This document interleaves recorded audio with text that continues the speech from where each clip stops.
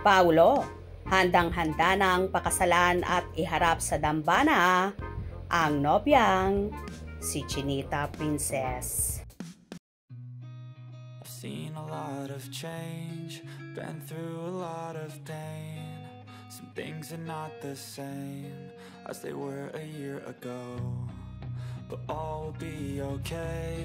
I move on each and every day. The past. Naging usap-usapan ang guesting ng kapamilya actor at in-demand na leading man ngayon. Walang iba kundi si Paulo Avellino sa Marisol Academy. Kamakailan lamang.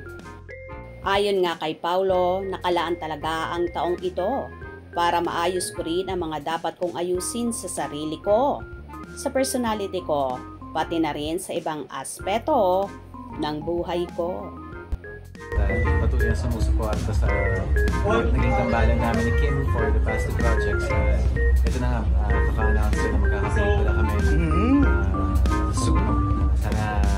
Sana subaybayan at panoorin ng mga tao. Nakalaan talaga itong tawag na ito para maayos ko rin yung mga kailangan na ayusin sa sarili ko, sa personality ko, pati na rin sa mga ibang aspeto ng buhay. Naging matunog kasi yung pagkakasabi ng binata na aayusin niya ang sarili niya at ilang aspeto sa buhay niya. Ano kaya ito? Masyadong malalim, pero hinala nga ng marami tila may kaugnayan ito sa napapabalita na niyang jowa na si Kim Chiu. Simula kasi nang ma-issue na may relasyon na ang Kim Pao, ibang-ibang Paulo na ang nakakaharap ng marami. Kung dati ay super seryoso at bibihirang ngumiti, abang ngayon ay kakaiba kasi napaka-jolly na ng aktor at palagi na siyang nakangiti. Bukod pa nga dyan, malimit daw ay may baon ng jokes ang magaling na aktor. Super energetic na rin si Paulo na talagang nahawa ng husto sa dalaga. At in fairness ma-social media na rin ang aktor kung saan unti-unti na nga silang lumalantad ni Kimi at in fairness nasa wall screen pa ng binata ang napaka-sexing larawan ni Kim kung saan tahasan niya itong ibinandera sa publiko.